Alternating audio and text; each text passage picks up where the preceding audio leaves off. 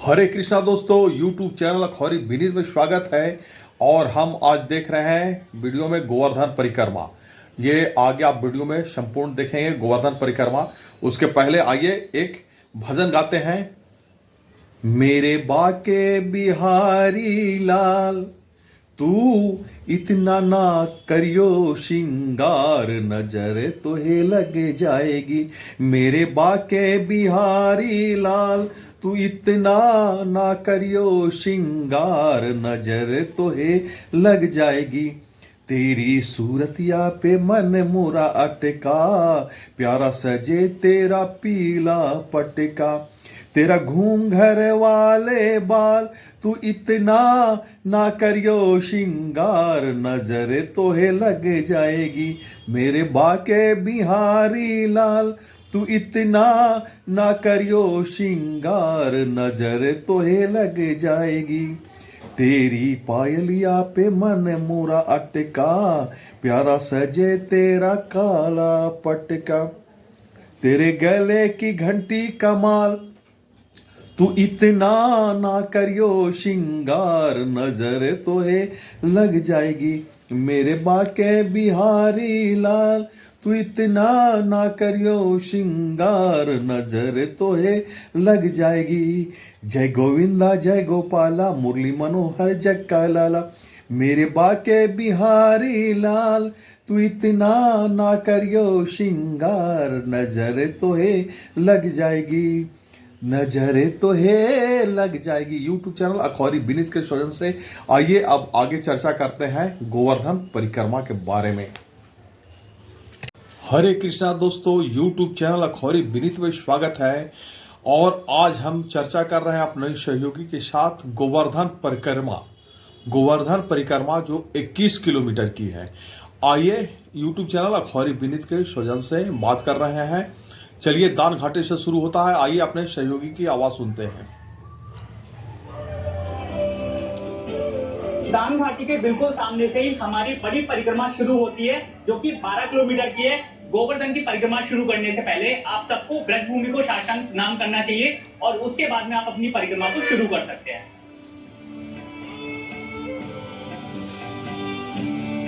YouTube channel Akhouri Vineet के सौजन से। वैसे तो आपको गोवर्धन की परिक्रमा नंगे पैर करनी चाहिए। अगर आपके पैरों में कोई भी परेशानी है तो आप यहाँ से ये चप्पल ले सकते हैं और इन्हें पहन के आप गोवर्धन की परिक्रमा कर सकते हैं।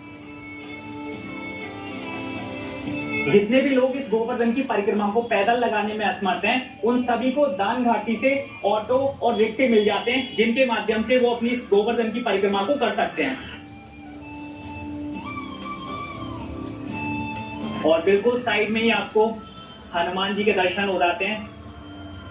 तो अभी आप जो दर्शन कर रहे हैं, ये है गोवर्धन का परिक्रमा मार्ग और काफी सारे भक्त अभी इस गोवर्धन की परिक्रमा को लगा रहे हैं।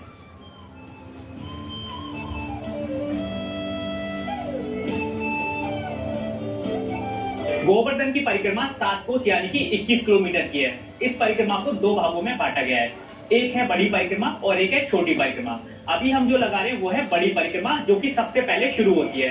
बड़ी परिक्रमा को 2 तरीके से लगा सकते हो, एक कच्चे मार्ग से और एक पक्के मार्ग से। अगर आप कच्चे मार्ग से इस परिक्रमा को लगाओगे तो आपको काफी सारे मंदिर और घाटों के दर्शन होंगे। अगर आप रोड के माध्यम से इस परिक्रमा को लगाओगे तो आपको कम मंदिरों के दर्शन होते हैं। परिक्रमा मार्ग से बिल्कुल साइड में आप कच्ची परिक्रमा के लिए प्रवेश कर सकते हो।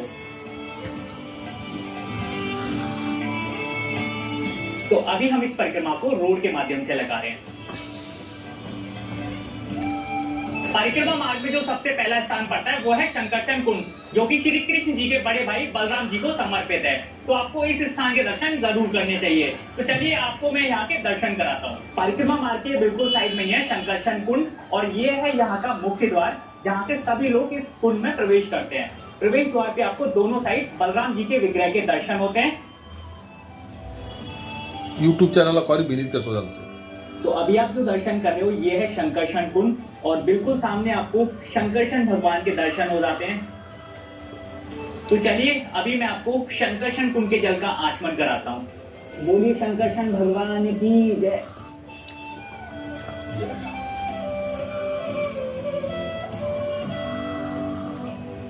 बलराम जी का एक नाम शंकरषण भी है और ये कुंड उनके नाम से है। और इस कुंड में भरा जल वो जल है जब इंद्र ने क्रोध में आके 7 दिन 7 रात वर्षा की थी, तो उस वर्षा का जल इसी कुंड में आके एकत्रित हो गया। तो चलिए परिक्रमा में आगे चलते हैं और आपको दर्शन कराते हैं अगले और स्थानों के।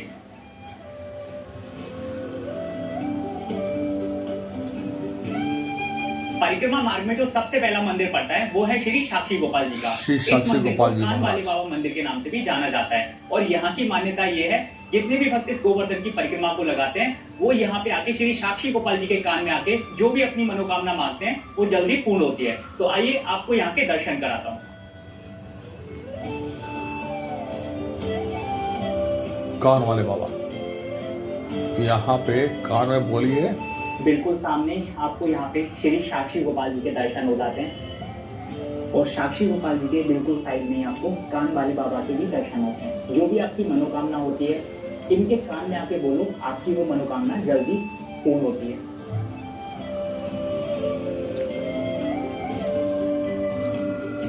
तो जब भी आप परिक्रमा करें तो यहाँ के दर्शन आपको जरूर करने हैं।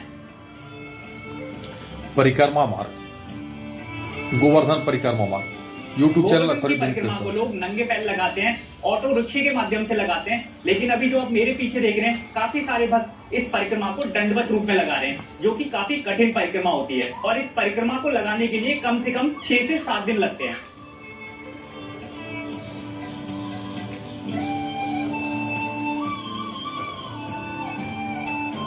तो जैसे कि मैंने आपको बताया, ये परिक्रमा को आप कच्चे मार्ग से भी लगा सकते हैं, जिसमें आपको गोविंद कुंड के दर्शन होते हैं।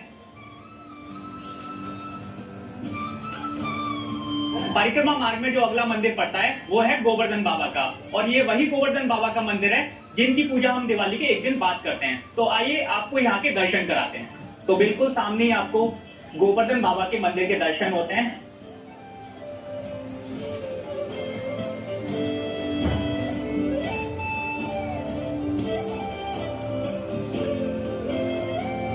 जय गोवर्धन बाबा। गोवर्धन बाबा के दर्शन करने के बाद आप यहाँ की एक परिक्रमा जरूर करें, क्योंकि इस मंदिर की मान्यता है यहाँ की एक परिक्रमा करने से आपको गोवर्धन पर्वत की 7 परिक्रमा करने का फल प्राप्त होता है। तो आप सभी लोग मानसिक रूप से मेरे साथ इस मंदिर की एक परिक्रमा कर सकते हैं। और यहाँ पे आप देख सकते हैं जितने भी भक्त आते हैं वो अपनी मान्यता के लिए यहाँ पे स्वास्तिक बना के जाते हैं।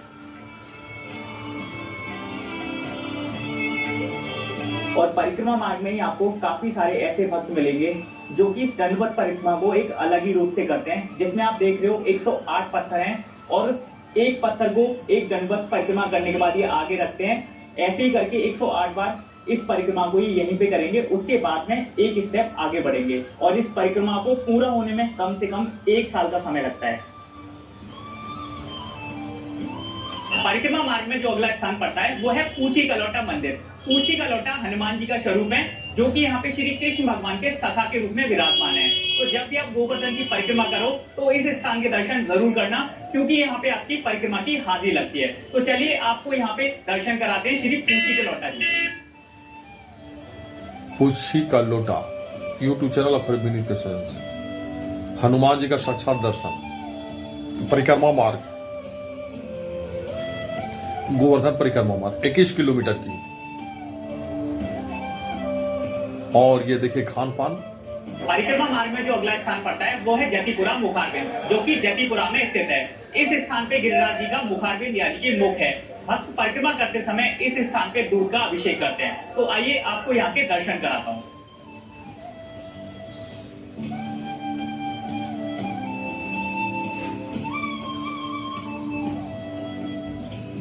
यूट्यूब चैनल अखबार विनीत के सहयोग से परिक्रमा मार्ग, गोवर्धन परिक्रमा मार्ग 21 किलोमीटर की। कम से कम 5 से 7 घंटा लगता है। उस स्थान पे जहाँ पे हमारी बड़ी परिक्रमा जो कि 12 किलोमीटर की है वो यहाँ आके समाप्त हो जाती है। तो यहाँ से अगर आप राइट हैंड पे जाओगे तो दान घाटी पे पहुंच जाओगे। अगर यहाँ से आप लेफ्ट हैंड पे जाओगे तो आपकी छोटी परिक्रमा शुरू हो जाएगी, जो कि 9 किलोमीटर की है। छोटी परिक्रमा 9 किलोमीटर की। यूट्यूब चैनल अखबार विनीत के सहयोग से।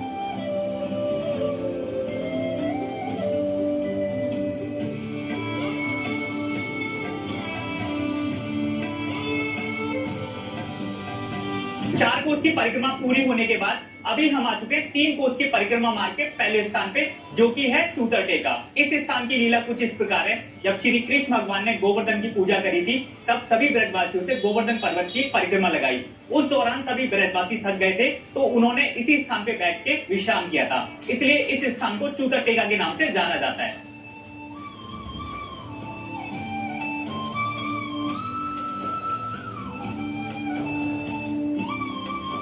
परिक्रमा मार्ग में जो अगला स्थान पड़ता है वो है राधा कुंड, जिसे श्रीमती राधा रानी जी ने अपने कंगन से प्रकट किया था। जब भी आप गोवर्धन की परिक्रमा लगाएं तो इस कुंड के जल का आचमन जरूर करना। तो चलिए आपको राधा कुंड के जल का आचमन कराता हूँ। जय हो श्री राधा रानी। राधा कुंड के बिल्कुल साइड में ही आपको दर्शन होते हैं श्याम कुंड के। ये है श्याम कुंड, जो कि श्री कृष्ण भगवान को समर्पित है। तो जब भी आप राधा कुंड आओ तो पहले राधा कुंड के जल का आचमन करना और फिर श्याम कुंड के जल का आचमन।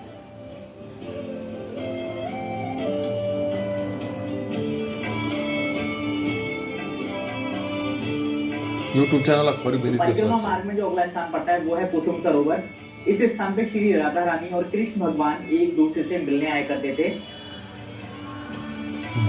कुसुम सरोवर, राधा रानी। तो अभी हम आ चुके हैं परिक्रमा के अंतिम पड़ाव पे, जिसमें आपको मानसी गंगा के दर्शन होते हैं। तो सामने लगा बोर्ड आप देख सकते हैं, यहाँ से 2 मार्ग जाते हैं। इस वाले मार्ग पे जाओगे तो आप सीधे गोवर्धन के लिए निकल जाओगे, और इस वाले मार्ग पे जाओगे आप तो मानसी गंगा पे पहुंच जाओगे। तो अभी हम परिक्रमा में आगे चल रहे हैं। अभी हम आ चुके हैं अपने परिक्रमा के अंतिम पड़ाव पे, जो कि है मानसी गंगा। मानसी गंगा माँ गंगा का स्वरूप है। मान्यताओं के अनुसार श्री कृष्ण भगवान ने अपने माता पिता और समस्त ब्रजवासियों को गंगा स्नान कराने के लिए मानसी गंगा को अपने मन की शक्ति से प्रकट किया था। भक्त अपनी परिक्रमा को पूर्ण करने के बाद मानसी गंगा में स्नान करते हैं और जल का आचमन करते हैं।